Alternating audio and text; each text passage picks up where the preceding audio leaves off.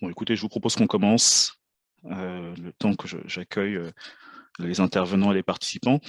Donc, bonsoir à toutes et à tous. Merci beaucoup de vous être connectés pour cette nouvelle conférence du cycle consacrée à la modération et aux modérateurs de contenu sur les réseaux sociaux, qui, je rappelle, s'inscrit dans le cadre du programme de recherche consacré donc à la gouvernance et la régulation des réseaux sociaux dans le cadre de l'UBO, donc l'Université Bretagne Occidentale, laboratoire Lablex de recherche en droit et donc la chaire UF dont je suis titulaire donc, sur la question de la régulation des réseaux sociaux. Donc, on a entamé ces discussions il y a quelques semaines, après avoir écouté donc, successivement Lucille Petit de l'ARCOM, Romain Badoir, qui est donc enseignant-chercheur à l'Université Paris 2, il y a quelques jours, le directeur des relations publiques de YouTube France, Thibaut Guiroy.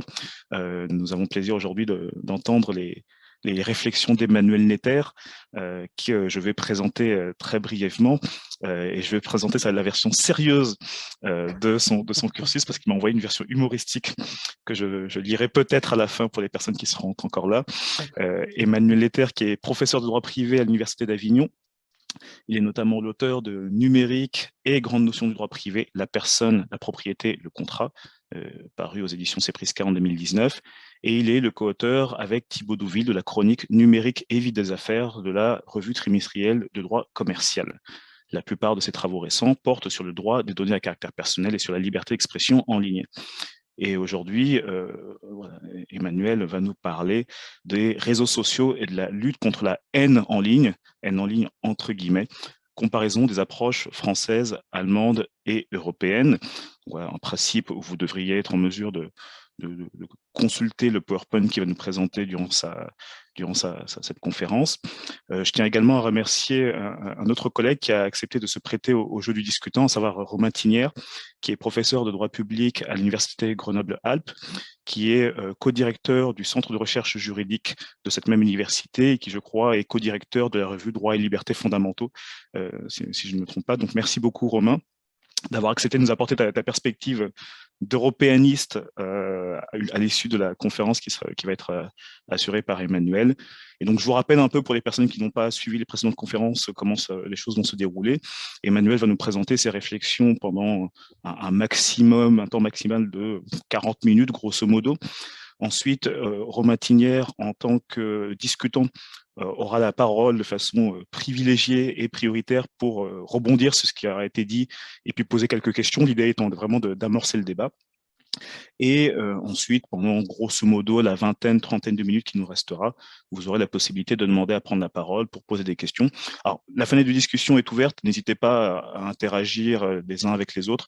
En revanche, si vous avez des questions qui sont adressées à Emmanuel Netter, le plus simple pour nous, pour qu'on puisse éventuellement les consulter, voire activer votre micro, c'est que ce serait que vous les posiez au moment où Romain Tinière sera en train de lui-même de poser ses premières questions. Comme ça, voilà, si vous avez des questions, je peux les repérer à ce moment-là et puis éventuellement les remonter ou vous demander d'activer votre micro. Voilà tout ce que j'avais à vous dire et immédiatement, je cède la parole donc au professeur Emmanuel Netter pour des réflexions sur les droits allemands, français, européens. Et je me réjouis de t'entendre parler allemand, Emmanuel Netter. Bon courage avec ça. Déjà une promesse trompeuse de ma part, il y en aura eu beaucoup, vous allez le voir. Bonjour à tous, merci d'être présents. Je suis très heureux d'être ici. D'abord, je suis très heureux d'être ici littéralement, parce que je suis chez moi et j'aime être chez moi. Donc, je m'en réjouis. Ensuite, je suis heureux d'être ici métaphoriquement chez Valère Endior, puisque ça fait au moins depuis une conférence à Cergy-Pontoise en 2014 que nous travaillons ensemble sur les réseaux sociaux et je pense en réalité même avant cela.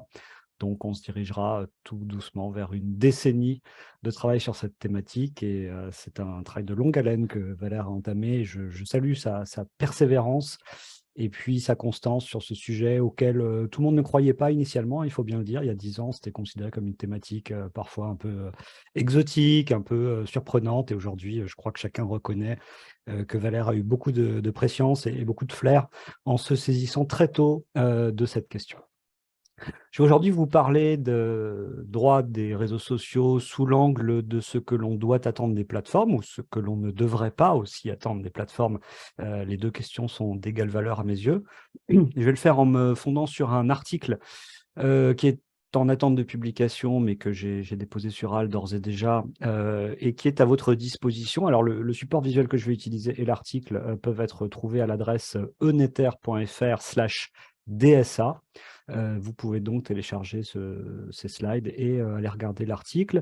Également consulter le texte du DSA et consulter les textes français, la loi Avia, et allemand, la NetzDG, dont je vais parler. Tout ça est en lien sur la page à laquelle je faisais référence. Sans plus attendre, je vais entamer cette présentation en essayant de rester à ce stade le plus simple et le plus rapide possible. Je dis ça, je ne me fais pas tellement d'illusions, mais je vais essayer de garder un maximum de temps pour la discussion. Donc, je commence par revenir en 2000, parce que c'est sans doute les racines du sujet qui nous occupe aujourd'hui, la directive dite e-commerce, qui réglait de nombreuses questions, mais entre autres, la question du statut particulier en termes de responsabilité civile et pénale et qu'il fallait réserver aux hébergeurs par rapport aux éditeurs. Les hébergeurs étant les personnes qui réalisaient un travail essentiellement d'intermédiation technique sur Internet, des personnes qui stockaient les données, qui faisaient circuler les données, mais qui n'avaient pas à être considérées à l'évidence comme les auteurs des contenus qui ne faisaient que transiter par leurs tuyaux.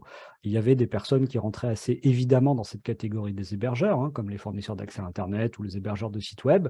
Et puis, à l'autre bout du spectre, il y avait ceux qui, à l'inverse, étaient éditeurs, c'est-à-dire qui étaient ceux qui maniaient les contenus intellectuellement, ceux qui avaient la responsabilité, je dirais, sémantique de mettre des contenus sur Internet. Le problème, c'est qu'on se trouve à ce moment-là en 2000, or les réseaux sociaux, je parle sous le contrôle de Valère, mais émergent pour l'essentiel quelques années après, hein. C'est surtout au milieu des années 2000 qu'on commence à voir une montée en puissance de ces réseaux sociaux. Ici, j'illustre avec Facebook et Twitter, on pourrait en placer d'autres. Et par conséquent, on se retrouve avec une distinction qui n'a pas été pensée pour les réseaux sociaux, pour dire la vérité. Et on va un temps hésiter en doctrine, et ensuite la jurisprudence va devoir trancher entre qualifier les réseaux sociaux d'hébergeurs ou d'éditeurs. Entre les deux statuts qui avaient été un peu mal taillés pour les réseaux sociaux, on va choisir celui qui convient le mieux, me semble-t-il, hein, c'est-à-dire celui d'hébergeur, parce qu'on ne peut pas sérieusement prétendre que ni Facebook ni Twitter aient la véritable maîtrise intellectuelle de l'ensemble des contenus qui transitent par leur intermédiaire. Mais il est vrai qu'on ne peut pas non plus complètement affirmer que ces réseaux sociaux sont, par rapport aux contenus qui transitent sur leur page, dans la même position qu'un hébergeur de site web classique. Parce qu'en effet, vous le savez, ces réseaux sociaux, ils ne vous donnent pas à voir l'intégralité des contenus qui sont postés par vos contacts. Ils réalisent très souvent une sélection, hein, c'est encore plus évident pour Facebook que pour Twitter. Ils construisent des newsfeeds, ils mettent des contenus en avant, ils les agencent. Il y en a d'autres dont ils réduisent la visibilité. Donc, il y a un travail de nature un peu éditoriale, mais automatisé, ce qui veut dire qu'ils sont en quelque sorte un peu entre les deux.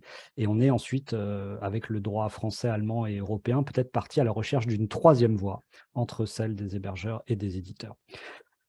Alors temporairement, on se retrouve à appliquer le régime des hébergeurs et vous pouvez constater ma totale incompétence en matière d'iconographie et d'illustration des supports visuels, hein, parce que tout ça n'est pas très esthétique, mais écoutez, je fais ce que je peux. Si j'avais des assistants, comme les universitaires des pays dignes de ce nom, j'aurais des gens qui feraient de beaux supports visuels pour moi. Ça n'est pas le cas. Donc le régime de l'hébergeur, c'est essentiellement obéir aux ordres qui sont donnés par la justice de retirer des contenus. Et là, je dirais qu'il n'y a pas tellement de questions à se poser sur le bien fondé d'un ordre donné par un juge. En revanche, quand l'ordre est donné par une administration, on y reviendra plus tard, on peut déjà peut-être davantage discuter.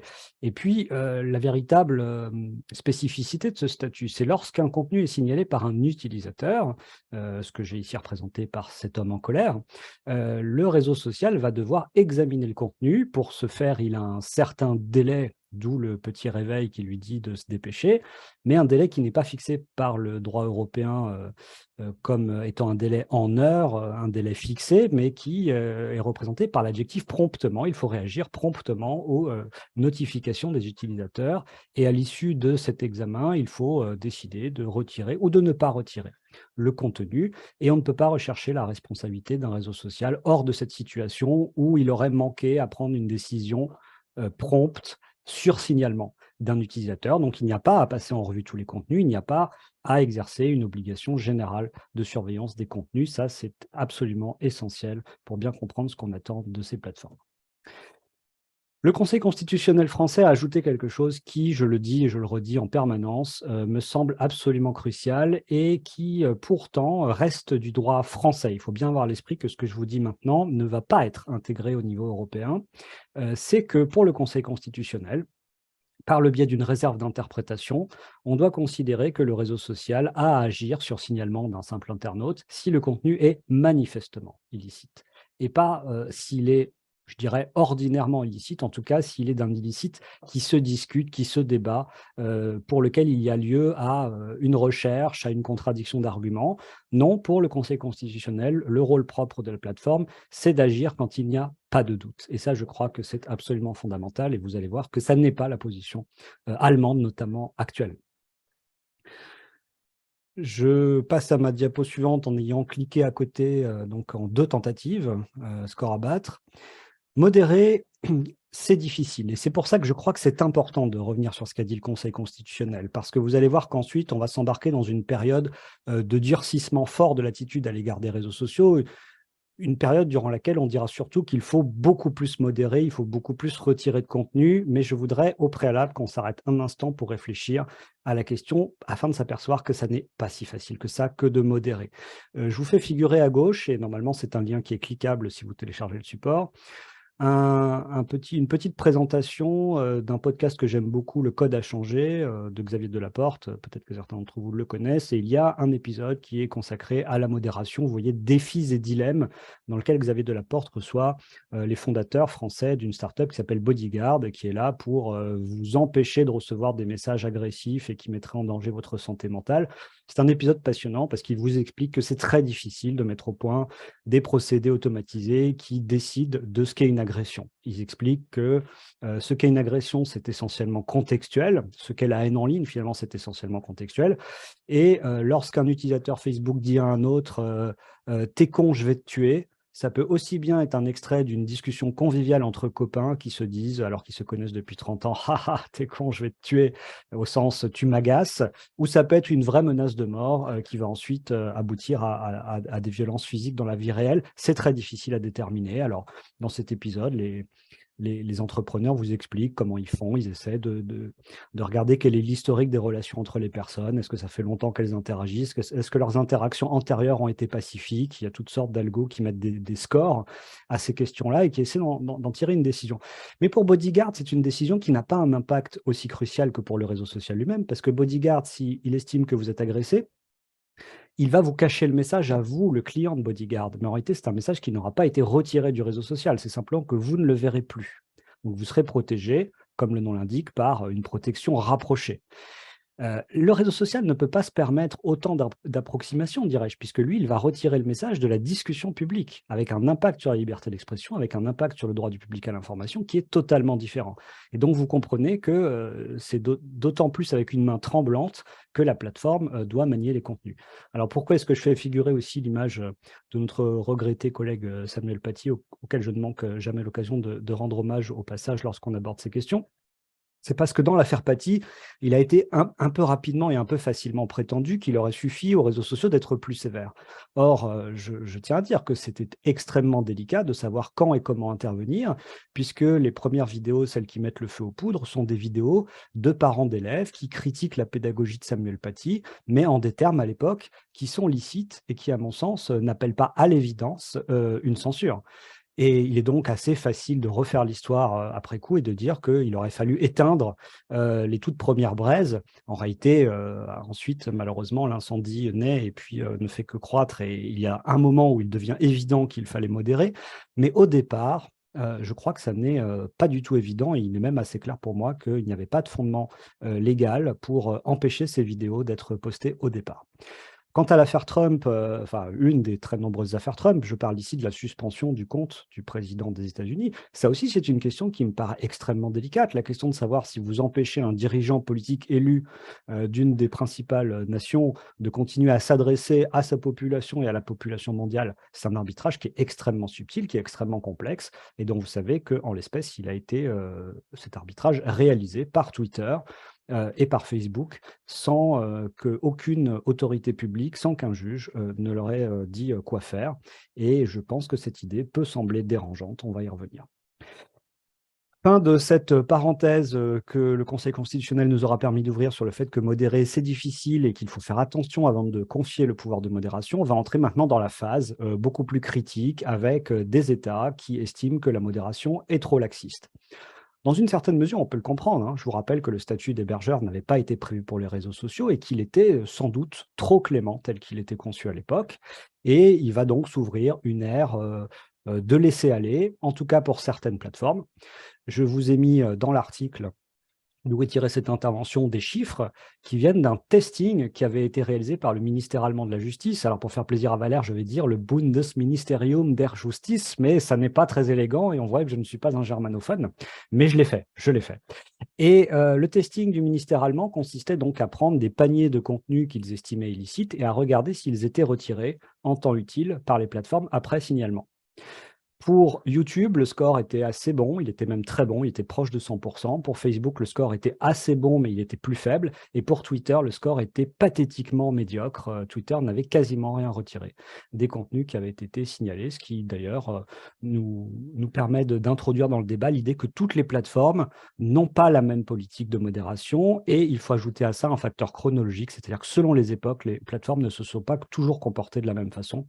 Notamment, il y a consensus pour dire que Facebook a évolué sur ces questions-là au fil des années et que même Twitter a un petit peu évolué, même s'il reste plutôt le mauvais élève en matière de modération. Le ministère allemand va s'appuyer sur ce testing pour dire ça suffit, on ne peut plus continuer à laisser des pratiques de modération aussi laxistes avoir cours et donc ils vont faire adopter par le Parlement allemand la loi NetzDG. Alors, est-ce que je vais me lancer dans la lecture du titre complet de la loi? Je ne sais pas, Valère, qu'est-ce que tu en penses? Non, ce n'est pas nécessaire. Si? Si. Si. Bon, alors la Netzwerkdurchsetzungsgesetz de 2017 est donc une loi qui, j'essaie là encore de le rendre de manière iconographique un peu complexe, mais qui est une approche par les structures, c'est-à-dire que c'est déjà une idée de compliance qu'on va beaucoup retrouver dans les textes européens récents, une idée selon laquelle si on travaille sur les process des entreprises, si on améliore les process, on va améliorer la qualité de ce qui en sort. Et donc, on va demander à ces entreprises d'être beaucoup plus transparentes, de publier un rapport tous les 6 mois dans lequel il va y avoir un certain nombre d'informations qui jusque-là étaient des informations assez secrètes. Quels sont les effectifs des équipes de modération? Quelles sont les instructions que reçoivent ces équipes de modération? Est-ce qu'il y a des chartes? Si oui, il faut les rendre publiques. Quelles sont les utilisations qu'il peut y avoir d'outils automatisés, etc. Donc, l'Allemagne va obliger les plateformes à ouvrir un petit peu les portes et les fenêtres et à permettre à la puissance publique de regarder comment sont constituées les équipes de modération et comment elles travaillent. Ce qui, je pense, est une bonne initiative et jusque-là, je ne peux que m'en féliciter. Quand on voit la difficulté qu'il y a eu parfois à connaître les effectifs de modération de Twitter France, je vous renvoie à des contentieux Union des étudiants juifs de France, etc. sur ces questions, on ne peut que se féliciter d'avoir des progrès de ce point de vue-là et vous constatez que le NetzDG a inspiré le DSA sur ce point de manière tout à fait claire. Mais vous voyez cette espèce de flèche qui monte et puis ce sablier, c'est pour faire figurer qu'à côté de l'obligation que j'appelle de transparence, dans la NetzDG, il y a aussi une obligation dite d'efficacité. Et là, les choses sont beaucoup plus nuancées et je pense qu'il n'y a pas lieu nécessairement d'approuver la démarche. Je m'explique. La loi NetzDG part du principe que les plateformes sont trop laxistes et qu'elles doivent donc progresser. Et elle place 2 délais, contrairement au fameux promptement européen, 2 délais qui sont chiffrés, un délai de 24 heures et un délai de 7 jours dans lequel les plateformes doivent avoir réagi. 24 heures en cas de manifestement illicite. Si l'illicite est manifeste, la plateforme a 24 heures pour réagir. Vous voyez, si vous ne le saviez pas déjà, d'où Madame Avia a tiré son inspiration, c'est tout à fait clair et c'est assumé. Elle a repris le chiffre de la NetzDG. 7 jours, un chiffre qui n'a pas été repris par la loi Avia. Mais pourquoi? Parce que, précisément, les Allemands considèrent que la plateforme doit aussi s'occuper de l'illicite qui n'est pas manifeste. Or, Madame Avia savait ou a fini par savoir qu'elle ne pouvait pas faire ça en France sous peine de se heurter à la jurisprudence du Conseil constitutionnel dont j'ai parlé tout à l'heure. Donc ce délai de 7 jours, il est intéressant non pas parce qu'il est de 7 jours, il aurait pu être de 5 ou de 10, peu importe, mais parce qu'il met en scène de manière tout à fait claire l'ambition de l'Allemagne selon laquelle les plateformes doivent aussi s'occuper de l'illicite qui n'est pas manifeste. Il faut faire la police privée des contenus, y compris lorsqu'il y a débat. Et ça, c'est quelque chose que je trouve personnellement très gênant, étant plutôt un fidèle de la vision au Conseil constitutionnel français. Mais il reste que chez les Allemands, on va tester l'efficacité des plateformes, non pas sur un contenu déterminé, on ne va pas faire de testing, on va regarder quelle est l'efficacité globale, sur le moyen terme ou sur le long terme. Or, vous allez voir que la France n'a pas repris cette approche dans la loi Avia. Mais même ainsi, même avec une obligation d'efficacité qui est testée sur une tendance générale de la plateforme, vous comprenez que on demande aux plateformes d'améliorer leur process dans un et un seul sens, qui est de retirer plus. Et voilà pourquoi j'appelle cela une approche univoque par les structures. C'est qu'on améliore les structures, mais améliorer les structures pour la NSDG, c'est retirer plus. Il y a un présupposé selon lequel la modération doit être durcie. Or, ces problématiques, il y a plusieurs instances de défense des droits de l'homme à l'échelon allemand et à l'échelon européen et à l'échelon international qui vont s'en émouvoir et qui vont mettre en garde de manière extrêmement ferme contre le risque de surcensure.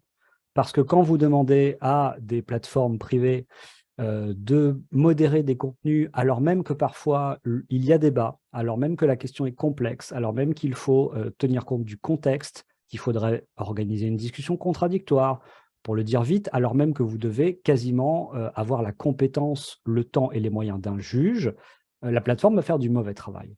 Or, la NetzDG dit, et ça je ne l'avais pas cité jusque-là, si vous n'êtes pas suffisamment efficace, c'est 50 millions d'euros d'amende. Voilà. En revanche, si vous êtes trop efficace, si vous retirez trop, rien n'est prévu. Et je veux être très clair là-dessus, c'est comme ça que j'ai compris ce texte. Si vous surcensurez, il n'y a aucune incitation en sens inverse. À partir de là, on voit bien ce que vont faire les plateformes. Et si j'étais moi-même membre de la direction juridique d'un grand groupe du numérique, face à la NSDG, je leur dirais, dans le doute, retirez les contenus. Voilà, ne vous posez pas trop de questions. S'il est évident que le contenu licite, ce qu'on appellerait les contenus blancs, vous les laissez. Si c'est noir, vous retirez, mais si c'est gris, vous retirez aussi. Parce que sinon, vous prenez un risque de sanction très fort. Et quand vous retirez, en revanche, si vous retirez trop, qu'est-ce que vous risquez? Vous avez beau réfléchir, en tout cas dans le système français, rien. Éventuellement, l'utilisateur pourra agir, m'a-t-on dit un jour dans un débat, en responsabilité civile. Quand on connaît les tendances du juge français de la responsabilité civile en matière de réparation des préjudices immatériels, qui est une tendance à la radinerie la plus absolue, y compris pour des préjudices immatériels lourds, des atteintes très fortes à la réputation. Bon. Qu'est-ce que vous croyez que le juge français va vous allouer parce qu'on vous a retiré un tweet de Twitter? Vous croyez que quelqu'un en France va prendre un avocat et va assigner Twitter, avec tout ce que ça implique de complexité procédurale, en responsabilité civile? Certainement pas. Donc les incitations économiques, ici, elles sont univoques et elles sont à la surcensure, c'est tout à fait net. Arrive la loi Avia, et la loi Avia réussit cet exploit de faire pire que la NetzDG, alors même que je viens de vous dire pique-pendre de la NetzDG, en tout cas de sa deuxième partie, la partie non pas transparence, mais la partie que j'appelle obligation d'efficacité. Madame Avia reprend ce qui a posé problème avec la NetzDG et elle accentue les défauts de la NetzDG. En effet, elle reprend des obligations qui portent sur les structures, des obligations de transparence, des obligations d'avoir une interface de notification claire pour les utilisateurs, des obligations d'avoir des équipes de modération suffisantes, avec des chartes de modération qui soient claires, qui soient publiques, etc. Tout cela est excellent. Mais s'agissant de l'obligation de résultat, Madame Avia continue à s'accrocher au délai de 24 heures, et ceci, peu importe quel est le contexte, ce que lui reprochera le Conseil constitutionnel, peu importe combien de signalements la plateforme a reçu, peu importe que tout à coup, éventuellement, il y ait une attaque coordonnée par des dizaines de milliers de personnes qui signalent des contenus, la plateforme n'aura toujours que 24 heures pour réagir. Et contrairement à ce que fait la NetzDG, et c'est fascinant quand on y réfléchit, Madame Avia ne dit pas on va observer le comportement de la plateforme sur le moyen terme ou sur le long terme, et si ça ne va pas, on lui inflige une sanction. Non, elle dit que pour chaque contenu qui n'a pas été retiré en 24 heures, alors même qu'il obéissait à sa définition du manifestement illicite, il y a 250 000 € d'amende qui sont possibles. Je dis bien par contenu. Vous imaginez bien pour une plateforme qui se retrouverait ponctuellement submergée par des notifications, à quel point l'amende peut se révéler extrêmement salée, extrêmement vite. Le Conseil constitutionnel est Tout le monde, je dis bien tout le monde l'avait pronostiqué, tout le monde dans la doctrine, tout le monde parmi les proches du gouvernement, tout le monde au Parlement avait dit que ce serait censuré par le Conseil constitutionnel et ça a été censuré par le Conseil constitutionnel. Et on a là, je dois le dire, un cas rare à l'état pur d'aveuglement de la part non seulement de la députée, puisque c'est présenté comme une initiative, hein, c'est présenté comme non pas un projet de loi, mais une proposition de loi, mais en réalité un aveuglement de la part du gouvernement, parce que c'est un secret de polichinelle que Madame Avia était soutenue dans sa démarche, et que en réalité, même si elle était la première plume de ce texte, elle avait un plein soutien du gouvernement. Il suffit de repenser à la manière dont on l'a fait applaudir après la censure de son texte par le Conseil constitutionnel. Je me souviens encore de M. Castex qui fait applaudir Madame Avia, ovation, hein, debout au Parlement pour Madame Avia, après sa censure par le Conseil constitutionnel, ce que je trouve assez étonnant en termes de fonctionnement des institutions, mais je ne suis pas publiciste, je laisserai les publicistes distingués réagir à ce type de pratique. En tout cas, le Conseil constitutionnel dit « vous ne pouvez pas faire ça ». Vous ne pouvez pas donner à n'importe quel internaute le pouvoir de déclencher un examen, à égalité avec n'importe quel autre internaute. C'est-à-dire que là, concrètement, je crée un compte. Il a 2 minutes d'ancienneté, il n'a aucun historique. Je clique sur signaler un contenu, la plateforme, tic-tac, à 24 heures pour l'examiner. C'est totalement irréaliste. Le Conseil constitutionnel vous dit les infractions que vous visez, pour certaines, sont extrêmement techniques. Pour certaines, nécessitent de tenir compte du contexte. Et pourtant, 24 heures, quelle que soit l'hypothèse, sans aucune dérogation, et pourtant 250 000 € d'amende en cas de non-respect, 250 000 € d'amende par contenu. Le Conseil constitutionnel l'écrit de la manière la plus claire. Dans cette situation, les plateformes, il y a un fort risque qu'elles retirent des contenus qui ne seraient pas illicites. Voilà. Le débat, il avait eu lieu en Allemagne plusieurs années auparavant. Tout ça a été téléphoné. Et non seulement on n'a absolument pas tenu compte de ce qu'a écrit la doctrine allemande et de ce qu'ont écrit les organisations allemandes de droits de l'homme, mais on a même accentué les travers de la NetzDG et on s'étonne ensuite du résultat. Je m'étonne de l'étonnement. Arrive alors la démarche européenne. Et ça n'est pas la même chose. Et vous comprenez que je prends appui ici sur cette généalogie allemande et française pour essayer de mieux comprendre le DSA. C'est ce qui nous intéresse, parce que l'avenir, c'est ça. L'avenir, maintenant, c'est plus la NetzDG, c'est plus la loi Avia, qui est théoriquement encore en vigueur pour les quelques pourcents qui n'ont pas été annulés. L'avenir, c'est le DSA. Le DSA peut ressembler à la NetzDG ou la loi Avia sur certains points, parce qu'il y a beaucoup d'obligations de transparence dedans. Mais vous allez voir que la philosophie me semble radicalement différente. Le point de départ du DSA ou du DSA, il faudrait dire DSA, ou alors il faudrait dire règlement sur les services numériques, mais ce n'est pas très joli. Donc le DSA, son point de départ, c'est comme la directive e-commerce, c'est-à-dire, à gauche, mon joli petit bouclier doré, je prends dans les librairies d'images libres de droit, hein. Je fais du Creative Commons, donc voilà, ça donne un bouclier doré, c'est comme ça, que ça vous plaise ou non d'un point de vue esthétique. Donc ça part de l'idée que les plateformes ont encore un régime de responsabilité de faveur qui, dans les grandes lignes, est le même que celui que je vous ai décrit tout à l'heure, c'est-à-dire elles doivent examiner les contenus promptement, sur signalement, il n'y a pas d'obligation générale de surveillance. Et il y a une petite nouveauté dans le début du DSA, c'est la clause dite du bon samaritain, ce qui m'a permis de faire figurer ce tableau. Vous vous êtes dit pourquoi est-ce qu'il nous met cette image? Bon, c'est le bon samaritain. La clause de bon samaritain, qu'est-ce que ça veut dire? Ça signifie que si vous, plateforme, vous décidez de sortir du rôle qui est normalement le vôtre dans le texte pour en faire plus, si vous décidez d'être proactif, d'être plus vigilante que ce qu'on exige de vous, alors ça ne doit pas se retourner contre vous. Vous ne perdez pas pour autant le bénéfice de l'exemption de responsabilité. Fun fact, oui, je suis comme Sheldon Cooper, de temps en temps je brandis un fun fact. Sachez que la traduction française du DSA dit exactement l'inverse. C'est un lièvre qui a été levé par notre collègue Florence Gessel, qui un soir, sur LinkedIn, a commencé à prendre à partie des collègues en disant « Mais regardez, je ne comprends pas, la version française du DSA a l'air de dire l'inverse de la version anglaise. » Elle avait raison. Après vérification, la clause du bon samaritain est rédigée à l'inverse de ce qu'elle devrait être. Je ne sais pas comment ce genre d'erreur matérielle est rectifié ensuite par les institutions européennes. Je n'ai jamais vu le cas auparavant. Donc là, je me tourne vers les européanistes tout à l'heure pour qu'ils nous éclairent sur la manière dont on va corriger ça. En revanche, dans le DSA, ce qui est nouveau, c'est que les injonctions d'agir et d'informer vont être armées des fortes sanctions qui sont fulminées par le texte à la fin. Je m'explique.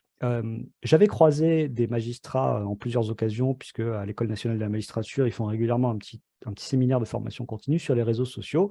Et quand j'y allais, avec Romain, s'il est toujours là et qui m'entend, les magistrats me disaient, quand on envoie des réquisitions à des plateformes américaines de nous donner des adresses IP, par exemple, souvent elles ne répondent pas.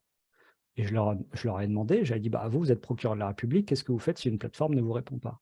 Alors, il me citait un texte du Code des procédures civiles, il me disait, théoriquement, il y a une amende de, je ne sais plus, 1 500 € qui peut, à l'issue d'un long combat, être infligée à ces plateformes. Et ils m'ont dit, moi, ça ne m'intéresse pas de passer 6 mois pour à la fin obtenir le prononcé de 1 500 € d'amende, donc je ne la demande même pas. Avec le DSA, vous avez les très lourdes sanctions du texte qui peuvent aller pour les plus dures d'entre elles jusqu'à 6% et non même plus 4% comme dans le RGPD ici, c'est 6% du chiffre d'affaires annuel mondial. Ces fortes sanctions appuient les injonctions d'agir et d'informer qui sont prononcées aussi bien par les juges que par les autorités administratives, d'où ici le logo de l'Office central de lutte contre la criminalité liée aux technologies de l'information et de la communication. Donc aujourd'hui, ces injonctions vont être écoutées par les plateformes avec beaucoup d'attention. Elles n'ont pas le choix, sinon les sanctions seront extrêmement lourdes. Ensuite, lorsqu'il s'agira non plus d'un examen de contenu, enfin, j'allais dire un examen de contenu demandé par la justice. Non, la justice examine elle-même le contenu et demande le retrait ou demande des informations. Lorsqu'il s'agira d'un examen de contenu à réaliser par la plateforme sur signalement d'un utilisateur, les choses se passeront un peu différemment.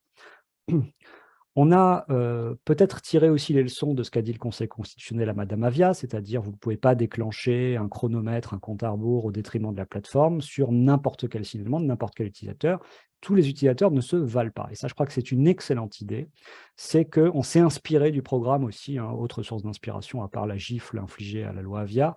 On s'est inspiré de YouTube et de ce que nous a expliqué Monsieur Thibaut Guiroy lors de la dernière conférence, c'est-à-dire le programme de Trusted Flagger, le programme de signaleur de confiance. YouTube, ça fait longtemps qu'ils ont repéré non seulement des associations, mais même des utilisateurs individuels qui ont un historique sur plusieurs années de signalement de qualité. Ce sont des personnes dont les recommandations ont été suivies avec un très haut degré par la plateforme. Quand ils ont présenté un contenu comme illicite, il a presque toujours effectivement été considéré comme illicite par les équipes de modération de YouTube. On considère que ces Trusted Flaggers doivent déclencher un examen prioritaire. Le DSA reprend cette idée, simplement cette fois-ci, ça n'est plus la plateforme qui va décider de qui sont les Trusted Flaggers, c'est l'autorité administrative indépendante qui va être chargée de la mise en œuvre du DSA, ce qui me permet de glisser au passage qu'en France, il s'agit de l'ARCOM, ARCOM qui est l'héritière à la fois de la Hadopi et du CSA. C'est donc l'ARCOM qui examinera les compétences et les indices d'honorabilité des candidats qui voudraient être signaleurs de confiance et qui leur donnera un agrément qui pourra leur être retiré s'ils signalent n'importe quoi. C'est un excellent système et j'y suis très favorable. Je fais figurer à droite l'intelligence artificielle puisque en entendant Monsieur Guiroy de YouTube, j'ai pris la mesure de la quantité extraordinaire de contenus retirés qui le sont sur signalement de l'IA, si je puis dire. Bon, en réalité, ce n'est pas un vrai signalement dans la mesure où c'est un outil de la plateforme qui dit à la plateforme qu'il faut aller regarder un contenu. On a compris en entendant M. Guiroy qu'aujourd'hui, une quantité écrasante de vidéos sur YouTube était signalée, entre guillemets, et retirée avant d'avoir eu une seule vue, uniquement par des automatismes. Bon, ce que je n'ai pas eu le temps de lui demander, et puis j'hésitais à lui demander comme ça, parce que je suis un garçon poli, c'est il nous a sorti de très bonnes statistiques de signalement par le machine learning. Il nous a dit, voilà, le machine learning amène à retirer chaque année des centaines de millions de contenus. Bon, ça marche extrêmement bien. Dans quelle mesure est-ce que le machine learning n'a pas également surcensuré? Ça, je ne le sais pas. Est-ce que c'est mesuré? Est-ce qu'on se pose la question? Est-ce qu'on a défini ce qu'était une surcensure? Vous voyez que pour la plateforme, ça implique d'aller regarder quelque chose qui a été signalé, retiré, et aucun humain n'a protesté, et pour autant de se dire, finalement, même si aucun humain n'a protesté, peut-être que ça ne méritait pas d'être retiré au regard de nos critères, etc. Je ne suis pas sûr que cette démarche soit faite. si j'étais une entreprise capitaliste qui est là pour gagner de l'argent, je ne suis pas sûr que je dédierais des recherches très importantes à l'éventuelle surcensure par le machine learning. Or, ça me semble socialement et juridiquement intéressant quand même comme question. Ça peut faire partie des questions qui seront étudiées par les chercheurs dans un proche avenir, puisque le DSA, j'y reviendrai tout à l'heure, va donner accès aux données des plateformes aux chercheurs publics agréés. Voilà donc un premier exemple de ce à quoi ça pourra servir. Les fondements de la décision de retrait, de modération, quels sont-ils? Ce peut être la loi, je fais figurer ici la loi sur la liberté de la presse, mais ça n'est qu'un exemple. Ce peuvent être aussi les conditions générales d'utilisation et là-dessus aussi la discussion avec monsieur Guiroy, je trouve, a été extrêmement fructueuse parce qu'il nous a bien expliqué que, toutes les plateformes n'ont pas les mêmes politiques et donc il y a une logique, un petit peu de club privé qui persiste, en tout cas dans l'esprit de ces plateformes. C'est-à-dire, on peut avoir des attitudes différentes par rapport au contenu érotique, par exemple. On n'est pas obligé de tous les traiter de la même façon. Ça dépend un peu des politiques maison. Bon. Et donc il y a, à côté de ce qu'il est obligatoire de retirer parce que la loi le veut, il y a également un espace de liberté qui est donné aux plateformes pour dire ce qu'elles n'entendent pas héberger parce que telle n'est pas leur politique. Simplement, j'ai essayé de suggérer lors des questions la dernière fois, et je le redis, je pense que cet espace est en train de se réduire fortement, puisque dans le DSA, il y a cette idée que les conditions générales des plateformes ne sont valables que pour autant qu'elles soient respectueuses des droits fondamentaux des utilisateurs. Et c'est ainsi que j'ai illustré la question des droits fondamentaux. Je pense que c'est très important de comprendre que dans les prochaines années, on va de cette façon pouvoir challenger les conditions générales d'utilisation de certaines plateformes au regard de la liberté d'expression de l'utilisateur, au regard du droit du public à l'information. On voit bien que même certaines affaires très caricaturales avaient déjà été jugées comme problématiques par le passé. Je pense ici à l'affaire L'origine du monde qui avait été censurée sur Facebook parce qu'on y voyait un sexe de femme. Vous connaissez ce tableau de Gustave Courbet. Et pour autant, c'est une œuvre d'art, ça fait partie du patrimoine de l'humanité, ça fait partie du droit à la culture, du droit du public à accéder à l'information au sens le plus large de ce mot. Et donc, il avait été jugé en France que ce retrait était abusif. Avec le DSA, il y a des instruments pour réduire la marge de manœuvre des plateformes. Néanmoins, elles peuvent encore, en théorie, se fonder quand même sur leur CGU, à condition que ces CGU soient conformes aux droits fondamentaux. Il y a surtout dans le DSA des garanties procédurales, et ça c'est très important, hein, c'est tout à fait dans cette logique contemporaine de compliance, là encore, améliorer les process ici d'examen des contenus. Alors, petite nouveauté par rapport à mon schéma de tout à l'heure, vous voyez que dans une version précédente du schéma, il y avait 2 débouchés possibles à l'examen. Il y avait la censure et puis il y avait le maintien.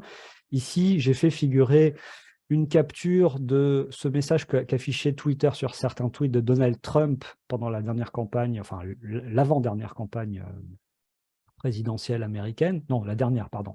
Donc, quand Trump avait été considéré comme ayant tenu des propos qui pouvaient être assimilés à des informations trompeuses, Twitter avait empêché que l'on puisse retweeter les messages de Donald Trump. Donc, vous pouviez les lire, vous aviez accès à ces messages dans votre fil, mais vous ne pouviez pas les partager. Ça, c'est une forme de demi-mesure, c'est-à-dire que vous n'enlevez pas le propos, mais vous en réduisez la viralité. Monsieur Guiroy nous a dit la dernière fois que YouTube avait recours à ce type d'instrument depuis longtemps, c'est-à-dire que parfois, au lieu d'enlever une vidéo, ils en diminuent artificiellement la viralité. Ce qui revient à peu près au même du point de vue des autres utilisateurs de YouTube. C'est-à-dire que cette vidéo ne sera finalement vue par personne. Le DSA en tient compte et le DSA définit les actes de modération de manière suffisamment large pour englober non seulement les retraits purs et simples, mais également les dégradations de visibilité. À partir du moment où vous dégradez la visibilité d'un contenu, vous devez motiver votre décision. Et vous devez la motiver de manière précise, c'est-à-dire que vous devez dire quelle est la règle qui a été violée. Si c'est la loi, vous devez dire quelle loi. Si ce sont les conditions générales d'utilisation, vous devez dire quel article des conditions générales d'utilisation.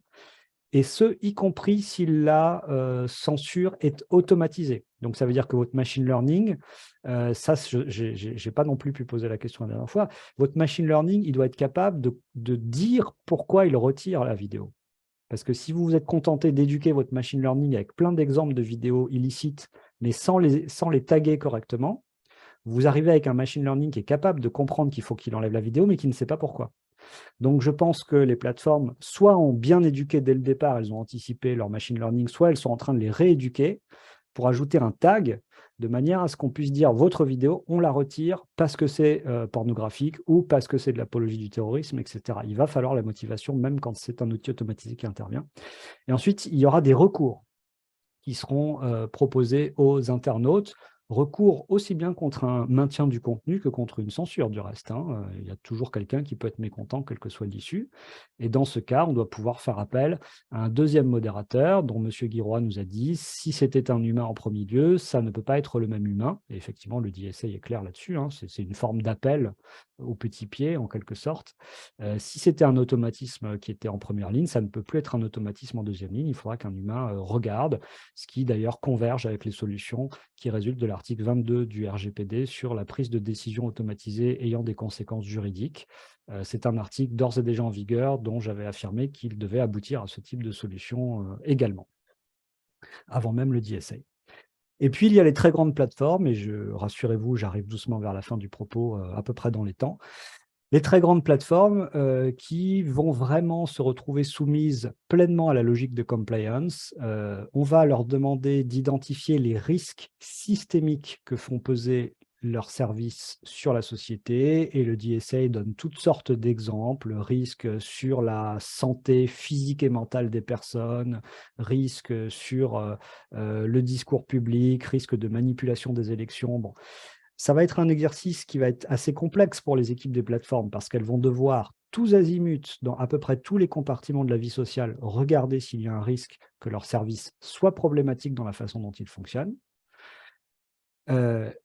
aussi bien dans le présent que dans l'avenir. Il va falloir regarder de manière prospective. Donc, quand vous lancez une nouvelle façon de faire de la recommandation de vidéos, quand vous lancez une nouvelle manière de faire des campagnes de pub sur votre service, vous devez imaginer l'impact que ça peut avoir lors de la prochaine élection présidentielle, par exemple. Il va falloir être extrêmement prudent dans la mise au point des services. Il y a ensuite une obligation de tenir compte des risques systémiques que vous avez identifiés en documentant très finement les mesures que vous avez prises pour mitiger ces risques, pour les réduire.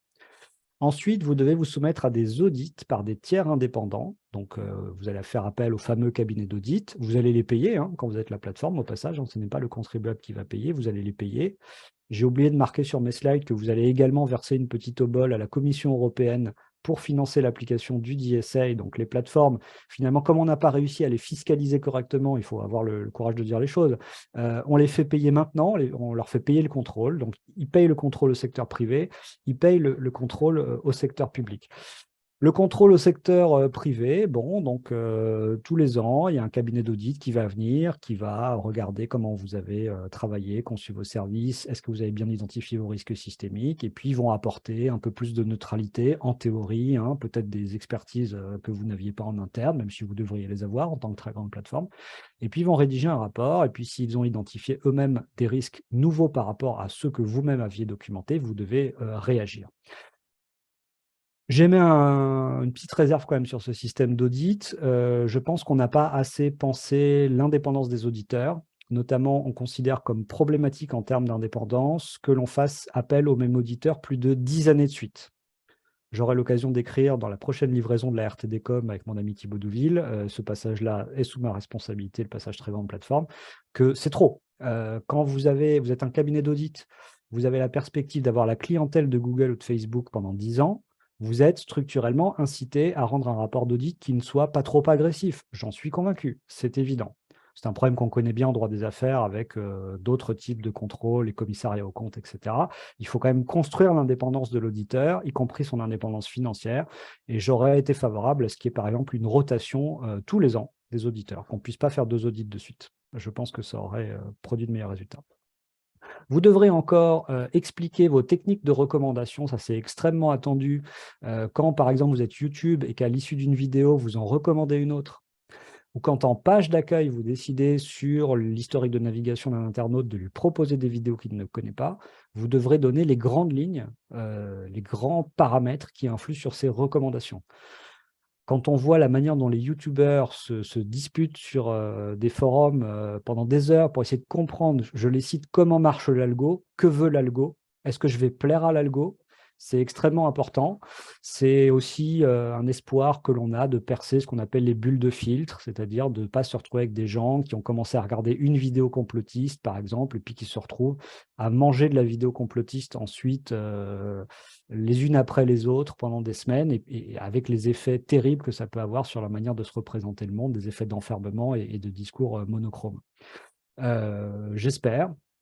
J'espère que ça fonctionnera. D'ailleurs, on donne aussi aux internautes des possibilités d'agir sur les réglages des recommandations. Il y aura des curseurs qui devront leur être donnés pour qu'ils puissent dépersonnaliser les recommandations, ce qui est une idée très intéressante. Et puis, enfin, l'accès aux données qui va être donné à la fois à la Commission européenne et aux chercheurs, de manière à regarder comment le DSA est appliqué. Est-ce qu'il est bien ou mal appliqué? Le texte là-dessus, alors qu'il est horriblement bavard. Le nouveau DSA, le DSA dans sa version définitive, est horriblement bavard. Moi qui l'avais regardé dans une version d'il y a 1 an et demi, il était beaucoup plus succinct, il allait beaucoup plus droit au but. La nouvelle version se perd dans des luxes de détails que je considère d'un niveau quasiment réglementaire, pour prendre une référence de droit interne, des détails procéduraux qui ne font que, j'allais dire, cacher les idées derrière de la cuisine, et personnellement je le regrette. En revanche, ici, par exemple, on est très peu explicite sur ce que veut dire donner. Le mot donner peut avoir toutes sortes de sens. Et là, vous êtes quand même en train de dire à Google ou à Facebook qu'ils vont devoir donner accès à leurs données. Je ne sais pas si vous comprenez à quel point c'est sensible pour ces services, y compris si je me place de leur point de vue, hein. Moi, je serais eux, j'aurais pas envie d'ouvrir mes data centers plus grands, les portes plus grands que ce que la loi m'oblige à faire. Or, ici, la loi est extrêmement floue sur ce que veut dire accès aux données, à mon sens. Bon, toujours est-il que les finalités qui vont permettre d'accéder aux données, elles sont très nombreuses, puisque ça renvoie directement aux risques systémiques dont j'ai parlé tout à l'heure, et les risques systémiques sont eux-mêmes connectés à tous les compartiments de la vie sociale. Donc, n'importe quel chercheur en SHS ou en droit pourra assez facilement monter un projet qu'il pourra raccorder à une application du DSA et va dire je veux accéder à vos données pour voir comment vous appliquez le règlement. Ce sera très facile de construire l'argumentaire. Ce seront les équivalents de l'ARCOM qui vont décider de donner accès ou pas. Ce ne sont pas les plateformes. Ma conclusion, à peu près dans le délai, oui, toujours, ça va, j'y suis quasiment. Ma conclusion, le DSA, ça a l'air très bien, mais le diable se cache peut-être dans les détails. Alors, je dis quel rôle pour les différents acteurs. Je vais y venir. Avant, juste une idée qui ne tombe pas exactement sous cette description. Est-ce qu'on va laisser persister 2 visions aussi différentes que la vision française et la vision allemande, telles que j'ai pu les décrire tout à l'heure? C'est une question que j'ai posée à Thibaut Guiroy, qui n'a pas pu y répondre directement, et je le comprends bien. Je considère pour ma part que sous couvert d'harmoniser avec le DSA, on n'a harmonisé que très partiellement. Parce que vous avez beau avoir tous les mécanismes dont je viens de parler, si fondamentalement ce que vous attendez des plateformes, ce n'est pas du tout la même chose, vous avez un problème d'harmonisation européenne. Les Allemands continuent d'attendre des plateformes qu'elles regardent l'illicite simple, l'illicite non manifeste, les contenus gris. Le DSA, pour la définition de ce qu'est un contenu illicite, renvoie entièrement aux droits nationaux. Et là, je me tourne vers Romain Tinière et je manque aux usages, puisque c'est moi qui lui pose une question. Ça devrait être l'inverse. Mais peut-être que l'Europe n'avait pas compétence en réalité pour définir elle-même ce qu'étaient les contenus illicites, notamment pour toute la partie droit pénal. Mais en tout cas, ici, le texte européen renvoie aux droits nationaux. Or, donc, le Conseil constitutionnel nous dit, en France, on attend des plateformes qu'elles regardent le manifestement illicite. En Allemagne, on considère qu'elles doivent se mêler des contenus gris. Ça n'est pas du tout la même chose. Deuxième question que je pose à Romain Tinière, totalement absurde ce que je suis en train de faire, mais parce que je n'ai pas la réponse moi-même. Je la pose dans mon article, cette question, et je ne suis pas européaniste. Je ne sais pas si le Conseil constitutionnel aura techniquement l'occasion de redire ce qu'il a dit avec la directive e-commerce. Parce que la directive e-commerce étant une directive, elle a appelé une transposition. Et c'est au moment de cette transposition par la LCEN de 2004 que le Conseil constitutionnel a pu exercer son contrôle et a pu imposer sa vision via une réserve d'interprétation. Alors ici, nous avons affaire à un règlement qui est d'application immédiate et qui n'appellera pas nécessairement de transposition, même si le RGPD nous a invités à la prudence sur ce type de questions. Et donc, je me demande si le Conseil constitutionnel aura l'occasion d'imposer sa vision. Quand la France a pré-transposé le DSA, ce qui est aussi absolument fascinant pour vous les publicistes, comme pour moi j'imagine, quand la France a pré-transposé le DSA, la saisine du Conseil constitutionnel a priori n'a pas porté sur ces questions-là, et donc je n'ai pas la réponse de ce que le Conseil constitutionnel répondra si on l'interroge. Ensuite, quand je dis quel rôle pour les différents acteurs, Je voulais dire par là que notamment, je me demande quel poids on va donner aux autorités administratives indépendantes. C'est un poids qui me préoccupe. Je sais qu'il ne préoccupe pas nécessairement autant les publicistes. En tant que privatiste, je vois que Valère dit ce qu'on vient et j'en suis soulagé. Je suis assez attaché à ce que, par exemple, la liberté d'expression fasse partie des grandes libertés publiques sur lesquelles le juge judiciaire ait régulièrement un regard.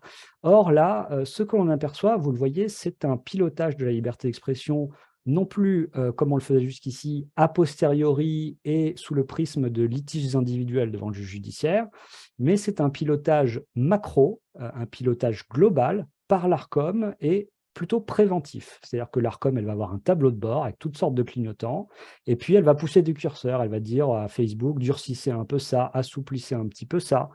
Et au total, vous comprenez que la physionomie de demain de la liberté d'expression aujourd'hui, elle passe beaucoup par les réseaux sociaux, hein. La physionomie de la liberté d'expression, elle va être modelée par une AI.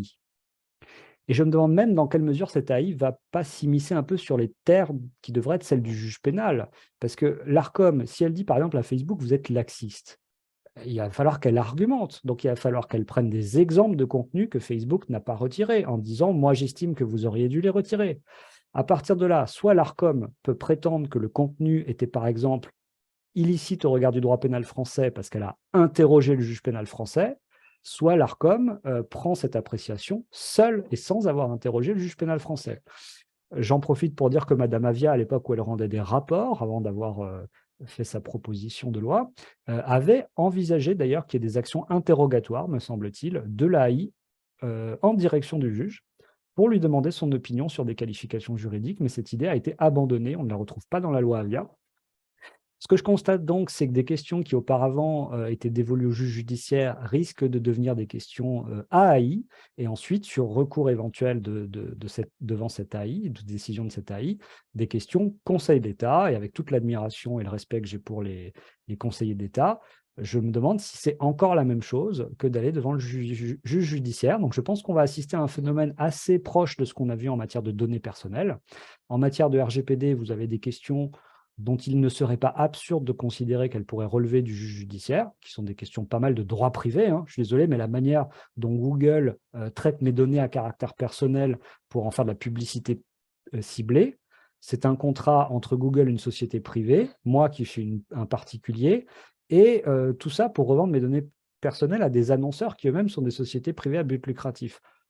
Pourquoi est-ce que le juge judiciaire est visiblement devenu totalement illégitime pour connaître de ça? Réponse, parce que la CNIL, c'est elle qui gère les données personnelles avec des sanctions administratives, que la matière est devenue purement administrative et que tout ça est porté devant le Conseil d'État. Et je me demande quel effet ça aura sur les libertés à moyen terme. Peut-être un effet positif, hein. Tous mes amis publicistes me disent, de toute façon, ne t'inquiète pas, le juge administratif est brillant, le juge judiciaire, de toute façon, est en train de mourir dans le caniveau, laisse-le finir de mourir, bon, ce qui me désespère, hein. Je note simplement que derrière un DSA qui a l'air de tout régler, il y a beaucoup de questions qui sont encore sans réponse. Et je vous le disais, selon la manière dont on va appliquer le critère du manifestement licite ou pas, selon la manière dont l'Arcom va se saisir de cette question et selon la manière dont on va laisser l'Arcom seul un peu face à cette question, avec son collège qui est composé de quelques membres nommés par l'autorité politique, on aura un paysage de la liberté d'expression qui pourra être profondément renouvelé dans un sens que je peine à pronostiquer. Et j'en reste là après un léger dépassement de mon temps de parole et je vous remercie beaucoup pour votre attention.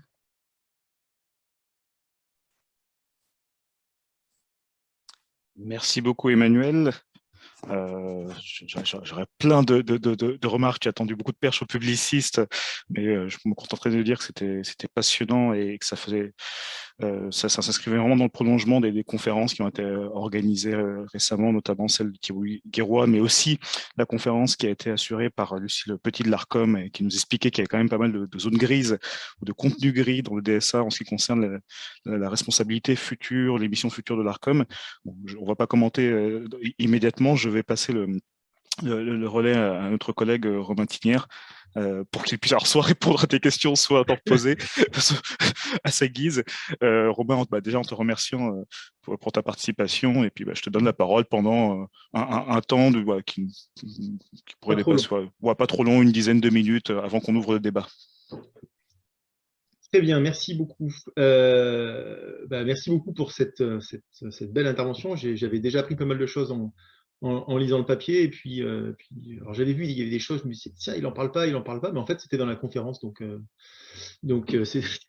c'était complété. Alors d'abord, je vais peut-être du coup répondre aux deux questions. Essayer du moins. Alors déjà, je suis de moins en moins publiciste, même s'il y a des traumatismes qui laissent des traces. Je me considère plutôt comme un européaniste, en fait. Donc, j'essaie de m'affranchir de la distinction public-privé. Enfin, bon, il y a des choses qui restent, mais bon, voilà. S'agissant de votre remarque sur le Conseil constitutionnel et sa jurisprudence, pour moi, c'est très simple. Et là, c'est plutôt la position de l'européaniste. Il va falloir qu'il change sa jurisprudence, c'est tout. Je ne vois pas comment il pourrait, parce que la seule solution que le Conseil constitutionnel aurait, c'est de dire que ce besoin que l'illicite soit manifeste est inhérent à l'identité constitutionnelle de la France, et je ne vois pas trop comment cela serait envisageable. Ça me paraît très difficilement défendable, et donc ça veut tout simplement dire qu'il va falloir modifier la jurisprudence et appliquer le droit européen. Je ne vois pas vraiment d'obstacle de ce point de vue-là. Et d'autant, comme vous l'avez relevé, que je ne suis pas certain qu'il puisse en être saisi. Alors on verra, hein. Ça dépendra en fait si le législateur français juge souhaitable d'adopter une loi pour transposer un DSA qui est déjà très détaillé. Alors il l'a fait pour le RGPD, mais il y avait déjà la loi informatique et liberté qui existait, qui avait été réformée. Là, il n'y a pas, enfin, il ne me semble pas qu'il y ait texte de l'ampleur de la loi informatique et liberté qui puisse servir de support, qui justifierait cette transposition. Et donc, ça veut dire, dans ce cas-là, s'il n'y a pas de transposition, que c'est le Conseil d'État qui aura à en connaître si un requérant invoque devant le Conseil d'État l'inconstitutionnalité d'une disposition de ce nouveau règlement. Enfin, c'est comme ça que je vois les choses, en tout cas. Le Conseil d'État, dans ce cas-là, pourrait se référer à la jurisprudence du Conseil constitutionnel, et puis après, on verra bien ce qu'il peut en faire. Mais bon, je ne suis pas certain que ce critère soit si essentiel que ça, en fait. Enfin, avec justement le nouveau DSA. Alors, ce que j'ai trouvé particulièrement intéressant dans votre propos, c'est vraiment en fait, de montrer que dans l'approche européenne, qu'on présente déjà comme différente de l'approche chinoise, de l'approche des États-Unis en matière de plateforme, ouais, en fait, cette approche européenne, elle est loin d'être monolithique, et qu'il y a en fait des différences entre l'approche allemande, l'approche française, l'approche donc de l'Union européenne qui essaie de faire une sorte de compromis entre les deux. Et je trouve ça assez intéressant parce que si voilà, on dit que la voie européenne est la voie du milieu, en fait, elle est loin d'être monolithique, et on va voir si effectivement le règlement permet d'harmoniser tout ça et de donner une cohérence d'ensemble.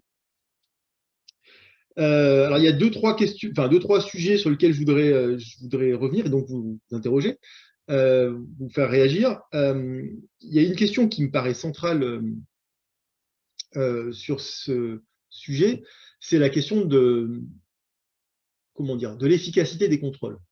Quand on parle de liberté d'expression, en général, on voit une jurisprudence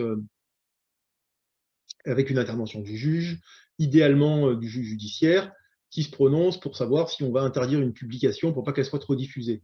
Mais quand on parle d'un ouvrage, d'un livre, d'un magazine, l'intervention du juge, même si elle est un peu tardive, elle peut permettre d'éviter la diffusion du support qui comporterait cette expression qui serait abusive ou illicite. Mais avec les réseaux sociaux, on change complètement d'échelle. Et la difficulté, c'est que vous avez quand même un flot quasiment ininterrompu d'expressions, on va dire, qui se répand, dont une proportion importante peut être considérée comme, enfin une proportion, on va dire, peut être considérée comme illicite. Et même si cette proportion, elle est faible, sur la quantité de publications, de posts, ben, on arrive à des chiffres qui sont probablement hors d'atteinte pour le juge.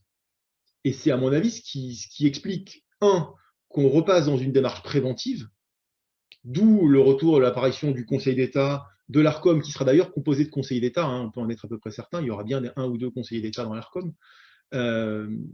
et donc avec effectivement un contrôle du côté de la jurisprudence administrative, et surtout, l'enjeu, c'est qu'en fait, le contrôle, in fine, il repose dans les mains des plateformes. Mais en fait, ce sont les seuls qui sont... C'est à la fois risqué, mais est-ce qu'on peut vraiment techniquement faire autrement? est-ce qu'on imagine, enfin, quelle peut être, selon vous, l'efficacité de l'action du juge qui interviendrait après une saisine visant à retirer un contenu qui aurait été republié, recopié avec des captures d'écran éventuellement, diffusé, partagé? Que peut faire le juge dans ces cas-là? Pas grand-chose, malheureusement, il me semble. Alors même que c'est le seul qui va effectivement pouvoir peser soigneusement l'équilibre entre liberté d'expression et abus de cette liberté d'expression, donc propos potentiellement haineux ou discriminatoires.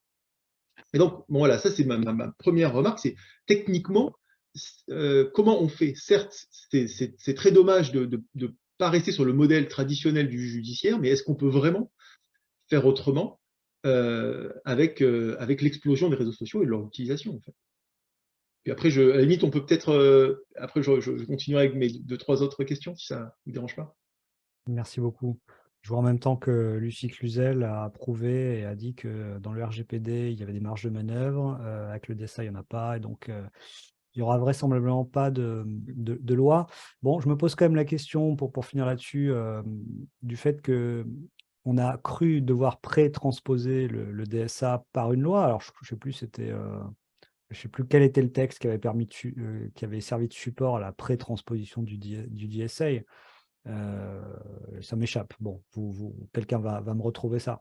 Mais je me demande si pour remodifier ce que cette loi avait fait, ce qui résultait de la LCEN et de ce qu'est actuellement le droit positif français, il ne faudra pas quand même de nouveau un instrument législatif ou pour aménager les pouvoirs de l'ARCOM ou les procédures exactes de l'ARCOM. Bon, on verra bien, mais je prends note de votre pronostic partagé selon lequel il n'y aura pas de loi permettant au Conseil constitutionnel d'avoir prise.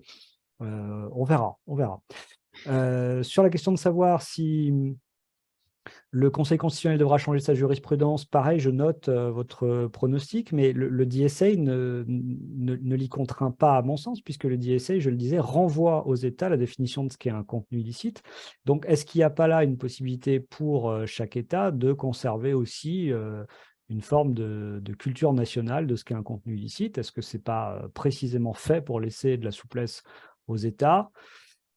Il y a un vrai débat. Est-ce que ça signifie que simplement chaque État est libre de sa gamme d'infractions pénales, mais en revanche, la question du degré de manifestement illicite est une question de méthode qui, elle, est réglée par le DSA?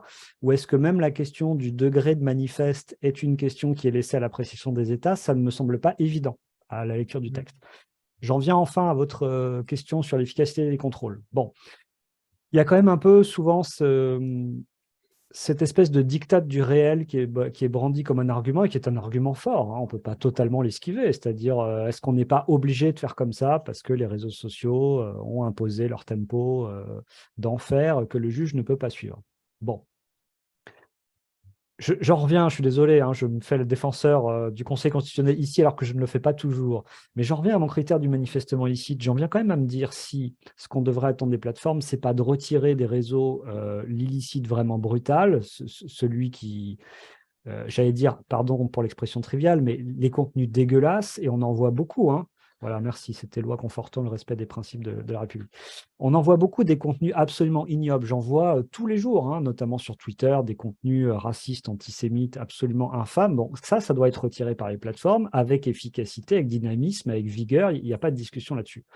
En revanche, ce qu'on appelle les contenus gris, je pose la question, est-ce qu'on ne devrait pas les traiter comme on traitait la liberté d'expression jusqu'ici, c'est-à-dire avec l'idée que les individus s'expriment et que s'ils ont, ce faisant, violé des règles de nature pénale notamment, ils doivent ensuite en répondre devant la justice.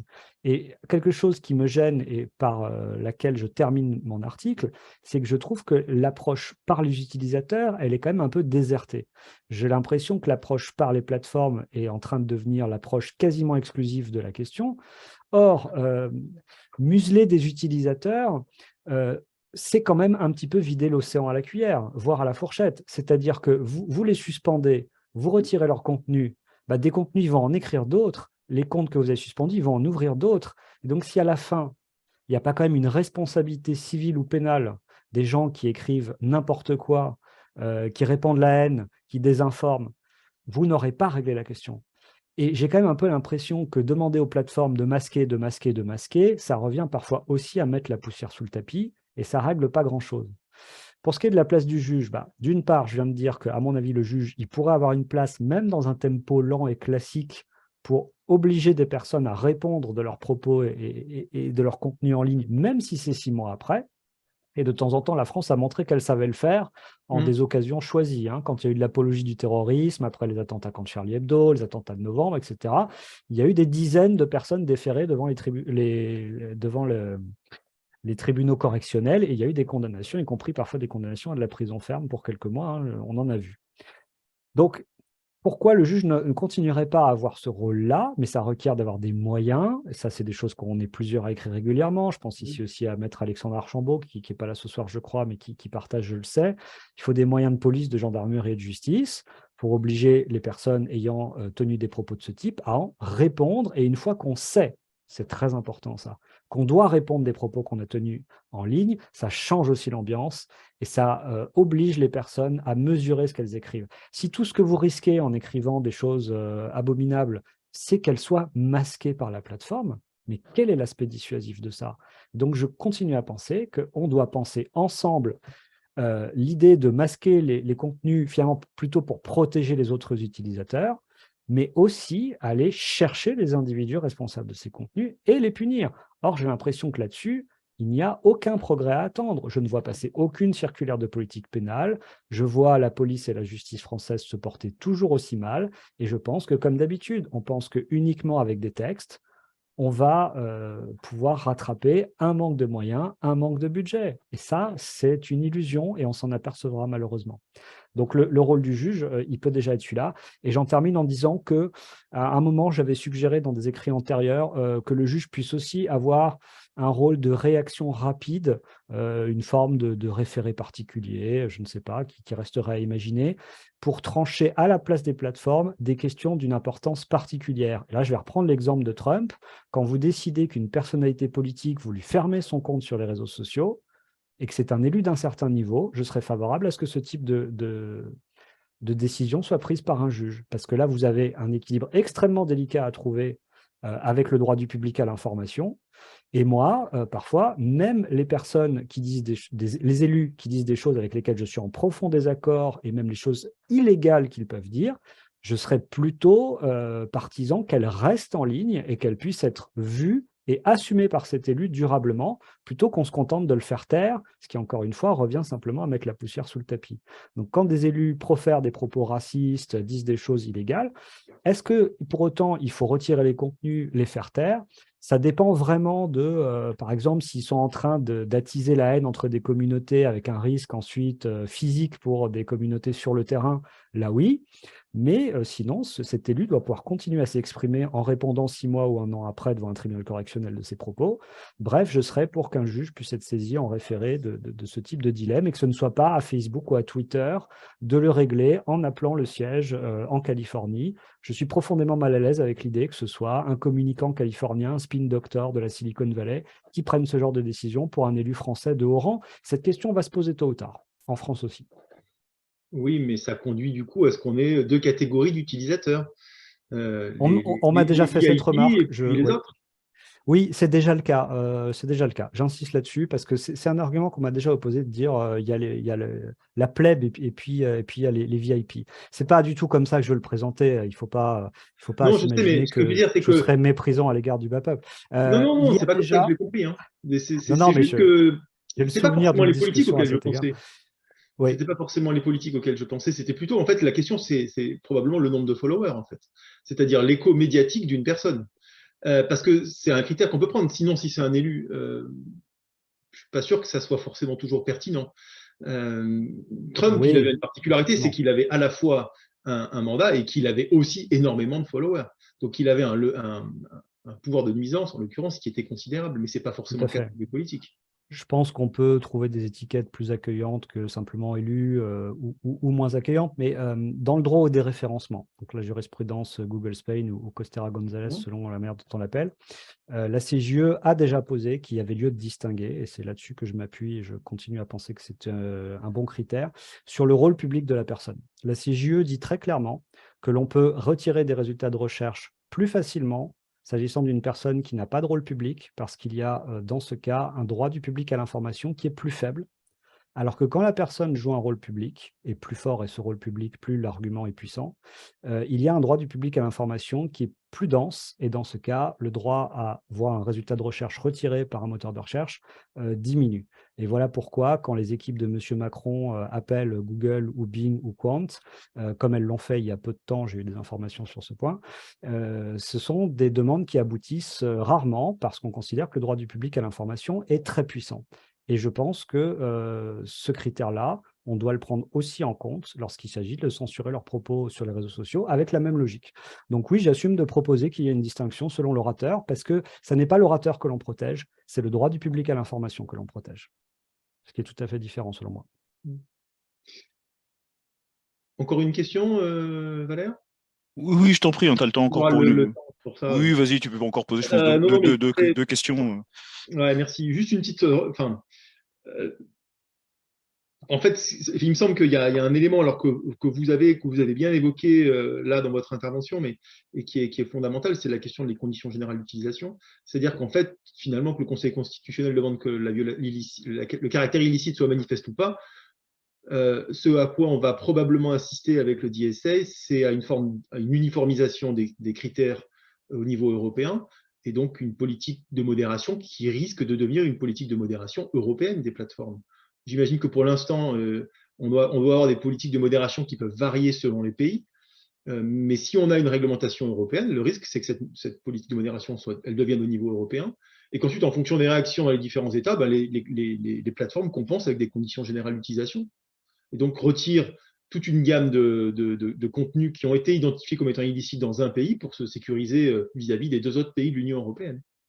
Et qu'en fait, finalement, on se retrouve avec une situation dans laquelle il n'y ait pas tant de retrait de signalement de contenu illicite, mais plutôt une expansion des conditions générales d'utilisation. Alors avec, effectivement, la conciliation nécessaire que vous avez évoquée avec la liberté d'expression, mais j'imagine que, alors, évidemment, la jurisprudence ici sera intéressante. Les premiers arrêts qui vont être rendus sur la question seront très intéressants pour savoir si on considère ici qu'il faut laisser une marge de manœuvre ou pas à la plateforme. Et puis j'imagine qu'on distinguera en fonction du type de contenu, et c'est peut-être plutôt comme ça qu'on peut appréhender la question que vous évoquiez sur la place de l'élu, à savoir, est-ce que le contenu qui a été censuré participait à un débat d'intérêt général? Je reprends le critère de la Cour européenne des droits de l'homme.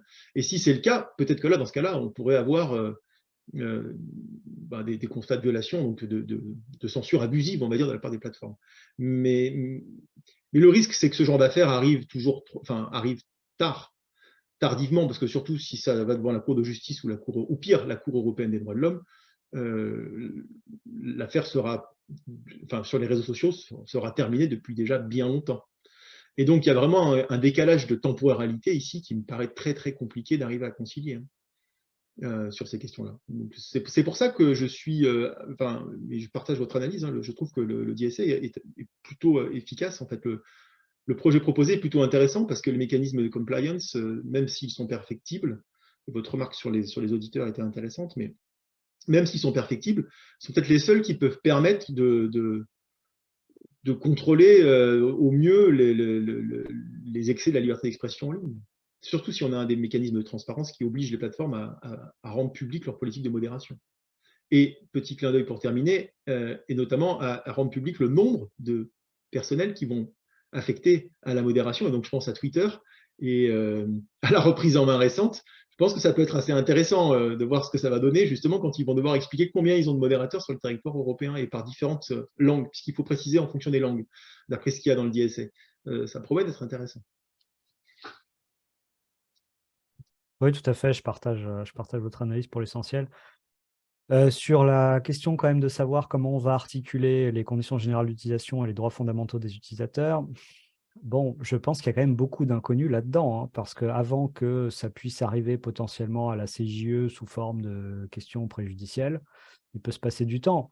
Donc, il va y avoir un temps où les plateformes vont continuer à manier leur CGU avec un peu de liberté. Ça va éventuellement être contesté. Ça va arriver devant des tribunaux.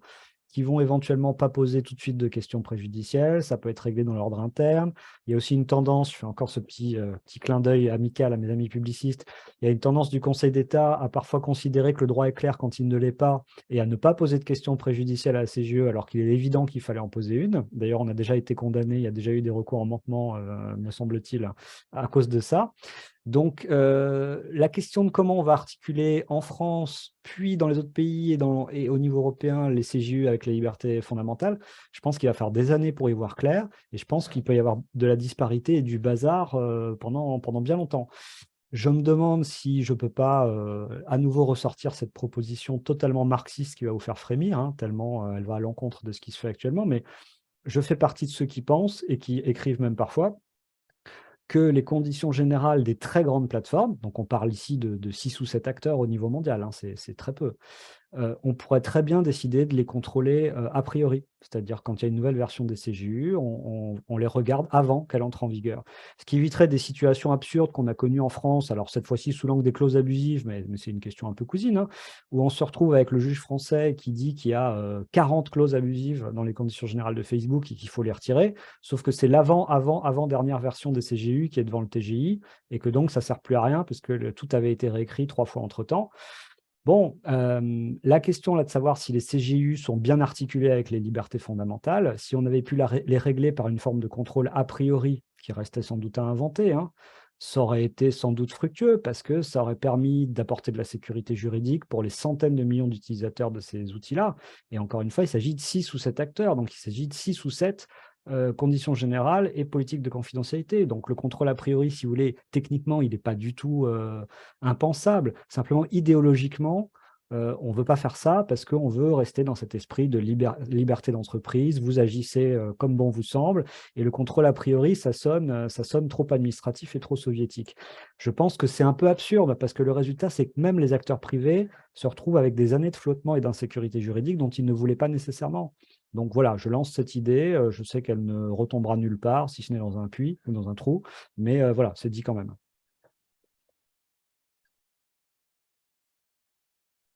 Merci, hein, Valère, je rends la parole au public.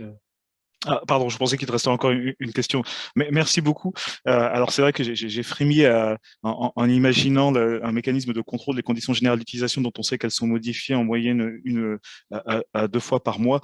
Donc, ça veut dire qu'il faudrait quasiment qu'un organisme soit créé pour assurer ce contrôle. Un organisme qui devrait être doté des moyens matériels et financiers d'assurer ce contrôle sur un certain nombre de plateformes. On pourrait confier la tâche à un algorithme, peut-être. On pourrait confier la tâche à l'algorithme, mais ce serait un algorithme public. Là, j'imagine que ce serait un travail pour, ce serait un travail pour Lucie Cluzel qui nous suit et qui va nous définir un peu les modalités d'élaboration de cet algorithme. Alors, je vois qu'il y a 2-3 questions qui sont arrivées dans la fenêtre de discussion par le biais des questions-réponses. Alors, je vais essayer de les lire en parallèle, excusez-moi. Donc, il y a Pierre Legui, salut Pierre, qui, si jamais Pierre, tu vas allumer ton micro, tu me dis, mais la question me semble simple. Est-ce que cette insécurité juridique ne profite pas aux grands acteurs qui ont les moyens financiers de la supporter? Donc voilà, bon, ça, je pense que je prends plusieurs questions à Emmanuel et puis je te laisse le soin d'y réagir. Ensuite, nous avons dans la fenêtre de discussion Lucie. Alors, je suis désolé, Lucie, parce que du coup, j'ai plus le contexte de ta question et les influenceurs qui tirent leur rémunération de leur activité. Alors, je ne sais plus à quel moment précisément de la discussion tu avais posé cette question. Est-ce que éventuellement je peux t'activer ton micro pour que tu puisses nous préciser ta question? Oui, Ouais. tu m'entends, vous m'entendez? C'est bon, on t'entend, Lucie. Ok, eh ben, ravi d'être là. Merci beaucoup hein, pour vos interventions et la tienne en particulier, Emmanuel. Oui, c'était parce que on s'est focalisé, enfin, à un moment donné sur les élus, sur ceux qui sont effectivement des personnes publiques et pour lesquels on pourrait imaginer une modération un peu particulière et en particulier par le juge, mais il y a aussi des influenceurs en fait, hein, des gens lambda qui ont une vraie activité sur ces réseaux sociaux et qui en tirent leur rémunération de tous les jours. Et donc, eux aussi, pour eux, le retrait de leur contenu ou leur moindre visibilité, c'est catastrophique. Donc, je voulais simplement ajouter aussi que ces influenceurs, fallait pas les oublier. Et j'ai vu dans le fil de discussion qu'on avait ajouté un petit un projet de loi qui est en cours de discussion sur cette question, justement. Voilà le contexte de cette… Merci beaucoup, Lucie. Effectivement, j'avais oublié à quel moment le message était apparu. Et c'est d'ailleurs intéressant, j'en profite pour rebondir, la manière dont les collègues appréhendent le double standard de modération. Enfin, généralement, les publicistes dont je fais partie sont outrés par le système de cross-check, de double standard de modération à 3 degrés, dont on a découvert la substance à la faveur du cas Trump. Et un autre point de vue, qui est plutôt celui d'Emmanuel, qui se dit finalement, il est tout à fait normal qu'on ait un double standard de modération. La question étant celle de savoir si le double standard est fondé sur le statut, sur la viralité. Et je suis d'ailleurs content que Romain ait appuyé sur ce point-là en disant mais qu'est-ce qu'on fait des comptes qui sont influents mais qui ne sont pas, dont les tuteurs ne sont pas finalement des personnalités publiques, politiques ou dotées d'un mandat spécifique. Donc voilà, je profite de la question de Lucie pour ajouter ce petit point de vue. Emmanuel, je te laisse répondre aux 2 questions qui ont été posées, là, celle de Pierre et puis celle de Lucie. Alors pour celle du double standard, je commence par la deuxième puisqu'on vient d'en parler. Ça va, vous m'entendez à nouveau? Oui, c'est bon, je n'avais pas le petit micro vert sous les yeux. Je continue à dire que le critère du rôle public tel qu'il est compris dans la jurisprudence Google Spain, c'est un critère qui est extrêmement large, tel qu'il a pu ensuite être précisé par les CNILs européennes. Si vous êtes une personnalité du monde sportif, du monde des affaires, un entrepreneur, bon, si vous êtes une personnalité locale à quelque titre que ce soit, vous jouez un rôle public. Donc il ne s'agit pas forcément de se retrouver uniquement avec des personnes qui serait institutionnalisé, reconnu dans un système électoral, c'est plus vaste que ça. Et c'est vrai que ça pose là encore un problème. Quand vous avez un critère mou, il est plus difficile à manier. Dire à une plateforme que s'il y a rôle public, il faudra saisir le juge, c'est rajouter un peu de complexité, alors que si vous dites que c'est un élu, c'est plus simple. Mais je serais quand même pour un critère plus large. Et je rejoins la suggestion de Lucie, je suis d'accord. Je pense que là, quand vous avez des influenceurs qui vivent de leur activité, le fait de les censurer, ça porte une atteinte à leurs droits. Alors cette fois-ci, vous ne protégez plus le public, vous protégez celui qui s'exprime, mais on voit bien que la balance des droits n'est pas tout à fait la même. On voit bien que là, alors je ne sais pas si c'est le droit à la libre entreprise qui est atteint, je ne sais pas quel est le droit fondamental qu'il faudrait caractériser comme étant menacé par la décision de modération, mais on voit bien que ça a un impact plus fort. Si moi, on me retire un post Facebook, et si on empêche un compte sponsorisé de fonctionner, ça n'a pas exactement le même impact. Encore que, je prends mon propre exemple, si on considère que je suis en train de participer à un débat d'intérêt général comme universitaire, on pourrait considérer que j'ai un rôle public au sens de la jurisprudence Google Spain. Donc, il faut… Voilà, le droit à la liberté d'entreprendre, je suis d'accord avec Lucie. Je dis simplement que, si on veut être réaliste, parce que l'argument du réalisme est un argument malheureusement important, on ne peut pas avoir une task force de juges des référés judiciaires, ou appelez-la comme vous voulez, qui s'occupe de tout, c'est évident. Donc soit vous ne la mettez pas du tout en place, c'est la situation actuelle, et vous considérez que c'est les plateformes qui prennent toutes les décisions, soit vous agissez par ordre de priorité et vous dites il y a des décisions, on va essayer de les définir comme étant un peu plus cruciales que les autres parce qu'il y a une balance de droits plus délicate, il y a une atteinte à des droits qui est un peu plus violente. Et ces décisions-là, on va essayer de faire se prononcer non pas un modérateur sous-traitant au Pakistan, mais un juge. Voilà. J'assume d'avoir envie de confier au moins une partie la plus cruciale des décisions à des juges. J'ai cet appétit-là, après à discuter, à définir. Sur est-ce que l'insécurité juridique profite aux grands acteurs? Je dirais, à mon sens, c'est une réponse de Normand, enfin je m'évade, mais ça dépend de quelle insécurité juridique. Il y a des espaces d'insécurité juridique qui vont leur profiter et d'autres qui vont les enquiquiner. Typiquement, l'insécurité juridique sur quelles sont les données auxquelles la Commission européenne ou les chercheurs auront accès, c'est un type d'insécurité juridique qui va leur profiter parce qu'ils vont pouvoir dire non, ça, ce n'est pas des données au sens du DSA, on ne vous les donne pas, ils vont pouvoir jouer la montre, il va falloir des années de procédure avant de les obliger à ouvrir certaines de leurs informations.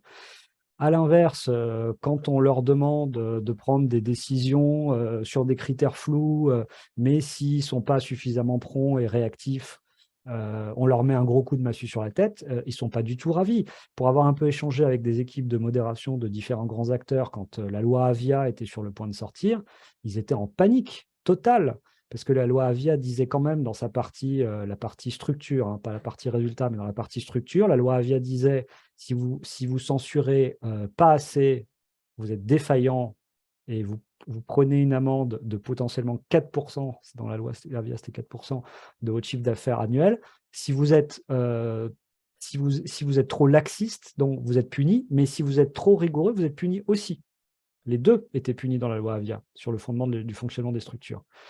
Donc, il y avait des équipes de modération qui disaient, attendez, si on censure trop, on prend un gros coup sur la tête. Si on censure pas assez, on prend un gros coup sur la tête. Et ils n'étaient pas du tout à l'aise avec ça. Donc, il ne faut pas croire que même les grands acteurs adorent l'insécurité juridique. Peut-être qu'ils sont plus robustes face à l'insécurité juridique parce qu'ils ont plus d'argent. Ça, je vous suis volontiers.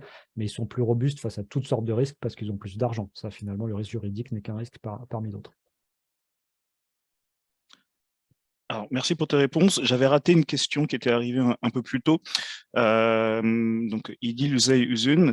Donc, la question, alors, vous me dites hein, si vous voulez, si jamais vous voulez que activer votre micro pour préciser. Quel est votre pronostic sur la suite de l'affaire Sanchez contre France devant la CEDH? Donc, je rappelle que c'est une affaire qui date du 2 septembre 2021. Comment évaluez-vous la décision de la Chambre? Voilà, n'hésitez pas à me dire hein, si vous voulez préciser quelque chose, mais voilà, en gros, la question de l'incrimination pénale, de non-modération de contenu posté en commentaire d'un compte de personnalité politique. Et bon, la question qui se posait, si je me souviens bien dans la grande ligne, peut-être le contrôle de Romain, c'est la question de la violation de l'article 10 de la CEDH, donc liberté d'expression. Et donc voilà, en gros, la CEDH avait été amenée à déterminer si c'était à juste titre que les autorités françaises avaient sanctionné la non-modération, c'était d'un commentaire sous la publication, enfin, sous une publication d'un élu de je ne sais quelle ville. Je sais qu'un de mes doctorants qui est présent là avait analysé un peu cette décision. Et donc voilà, est-ce que tu as une réaction là-dessus, Ce n'est Emmanuel? pas une affaire sur laquelle j'ai travaillé, donc là-dessus, je vais être honnête. J'en avais un peu un abstract à l'esprit du type de ce que tu viens de rappeler. Je n'ai pas le sentiment de maîtriser suffisamment cette affaire pour pouvoir me prononcer de manière intéressante dessus. Donc, si le doctorant auquel tu fais référence veut prendre la parole, je lui cède bien volontiers mon tour. Je pense que c'est important pour les universitaires que quand on n'a pas assez préparé une question, on le dise. Je pense que c'est ce qui fait aussi notre crédibilité par rapport aux éditorialistes des plateaux télé qui ont toujours réponse à tout dans tous les domaines. Nous, c'est pas ça. Quand on n'est pas sûr, on ne répond pas. Et je suis très à l'aise avec le fait de le faire et je pense même que c'est ce qui fait qu'on est audible le reste du temps. C'est la façon la plus polie, la plus structurée que j'ai pu voir de ne pas répondre à une question. Ça se voit qu'on n'est pas sur CNews. Mais oui, effectivement, c'est difficile d'évaluer les suites de cette affaire. Bon, elle est plus si récente que ça, mais moi, je sais pas si voilà, le doctorant dit qu'il passe son tour également. Lui, il a pas de Romain, je sais pas si sur cette affaire, je sais pas si non, pareil. Ouais. Exactement la même réponse qu'Emmanuel. J'avoue que j'en ai vaguement entendu parler, mais je ne peux pas donner mon avis comme ça sans avoir sur la décision. Et je m'abstiendrai également, ne l'ayant pas lu depuis un certain temps. J'imagine qu'elle avait été commentée quand même par certains collègues, très certainement. je crois, hein. Oui, très certainement. Il nous reste du temps pour encore une ou deux questions éventuellement, que ce soit une question de Romain si tu t'étais bridé tout à l'heure dans tes remarques, mais voilà, s'il y a des personnes qui ont encore une ou deux questions, on a le temps de les prendre de façon raisonnable. Voilà, donc n'hésitez pas à vous manifester.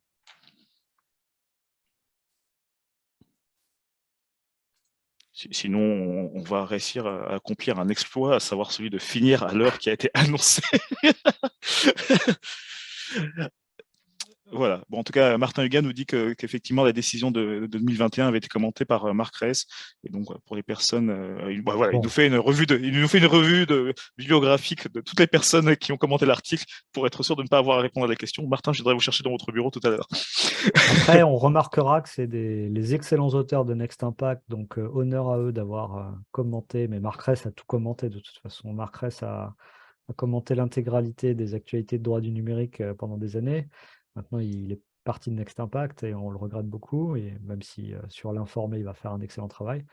Mais voilà, c'est intéressant de voir que les commentaires qui ont été faits n'étaient pas des commentaires dans les revues juridiques. Peut-être que c'est une décision qui est un peu passée sous les radars du point de vue des revues juridiques. Ce serait intéressant de voir pourquoi et de regarder s'il n'y a pas matière à en tirer quand même un peu plus. J'irai voir ça.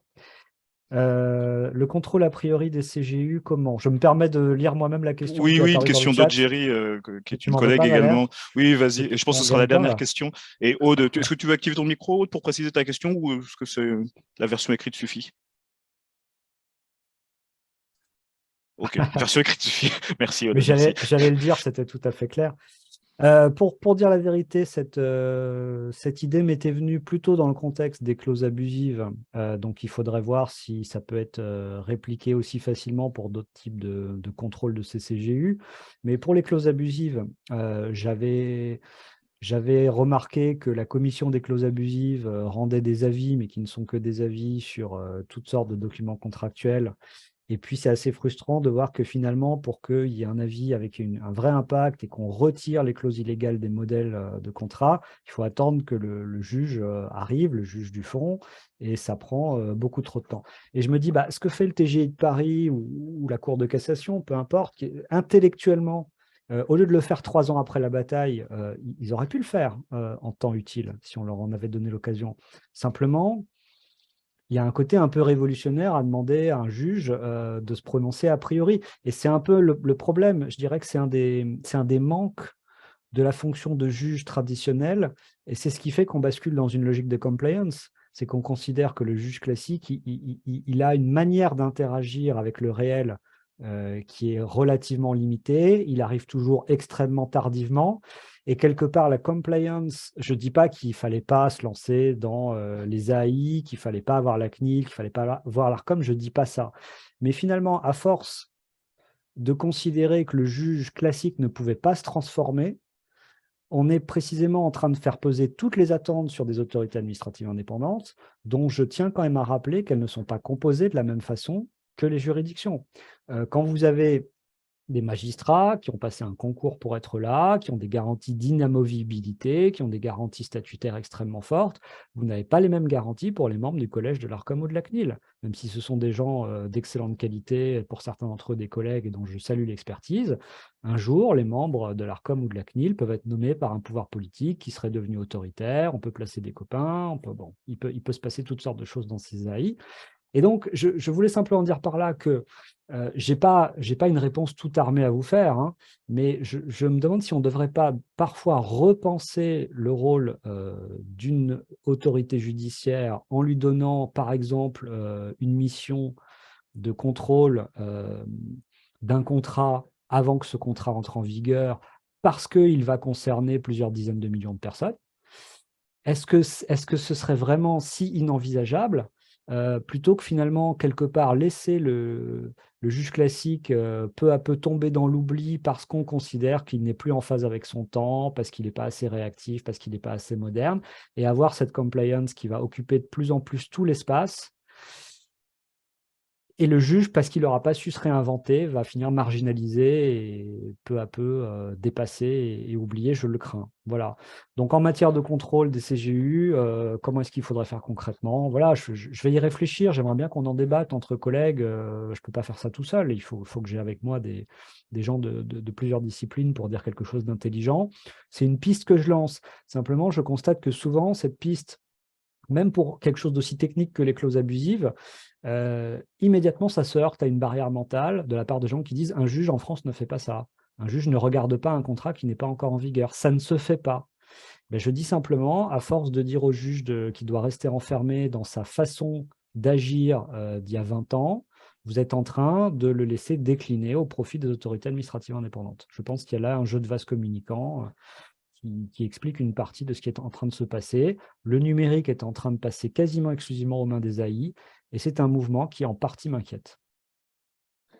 Et des AI qui ne sont pas nécessairement équipés pour, comme nous le disait, je ne vais pas la dénoncer, mais comme nous disait une directrice d'une certaine AI qui aura beaucoup de responsabilités à assumer, qui se demandait quels seraient les moyens Tout alloués à pour le fait, faire. mais quand on voit la liste des compétences de l'ARCOM, c'est absolument effrayant. Allez regarder le site officiel de l'ARCOM, regardez de quoi l'ARCOM est chargé. C'est absolument impossible. Donc les membres du collège ne vont pas pouvoir regarder toutes ces thématiques, ils vont devoir faire du cherry picking de ce qui les intéresse, et les questions vont tomber aux mains des agents des AI.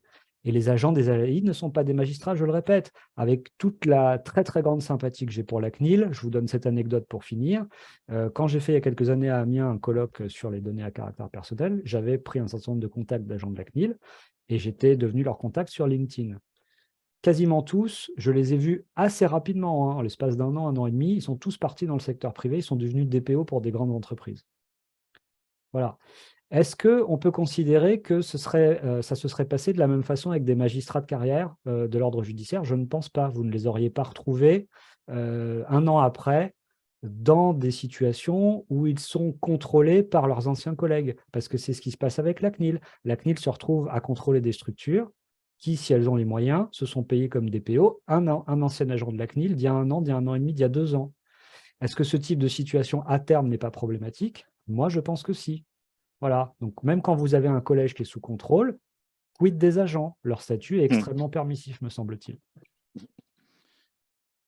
Emmanuel, est-ce que tu accepterais une ultime question? Parce que je vois que Julie bien Charpenay, sûr. que j'ai écouté récemment, qui est passée sur les temps, enfin, réseaux sociaux, les temps modernes, pardon, méthode scientifique. Donc, j'avais beaucoup aimé son intervention et qui mène une recherche à Nice. Donc, Julie, je vais vous demander, s'il vous plaît, d'être brève autant que possible dans votre question. J'active votre micro et je demanderai aussi à Emmanuel, dans la mesure du possible, d'être bref dans sa réponse. Normalement, vous devriez pouvoir activer votre micro à ce stade. Bonsoir, est-ce que vous m'entendez? Oui, on vous entend. Bonsoir. Parfait. Bonsoir, merci infiniment pour cette passionnante conférence, encore une fois. Et merci de me laisser la parole pour cette dernière question. Alors, ce n'est pas vraiment une question, c'est peut-être plus une manière d'abonder dans le sens de ce qui vient d'être dit et d'ouvrir encore peut-être une autre piste qui est celle de concevoir les règlements de modération différemment des contrats. Parce qu'il me semble qu'on fait souvent l'analyse des CGU comme vraiment le contenu des règles de modération, mais réellement, ce qui change, ce sont les règlements de modération qui sont ces liens hypertextes qu'on doit aller fouiller, etc. Et ça, je pense qu'on a des modèles existants de contrôle, alors pas par des juges encore une fois, mais je pense par exemple au règlement intérieur des entreprises de marché, par exemple, ou des règlements intérieurs d'entreprises plus générales, où on a soit le législateur qui donne déjà des guidelines, ou alors on a un contrôle a priori par les autorités administratives. Et donc ça me turlupine un petit peu, parce que je me dis qu'on a peut-être quelque chose à fouiller dans ce domaine-là. Voilà, merci. Alors, ma réponse sera brève. Je trouve que c'est une piste très intéressante. Je pense qu'on prolonge ici le débat qui a eu lieu avec la suspension de Trump sur la question de savoir si ultimement ces plateformes sont encore des clubs privés ou si elles sont devenues des forums publics en raison de leur taille critique.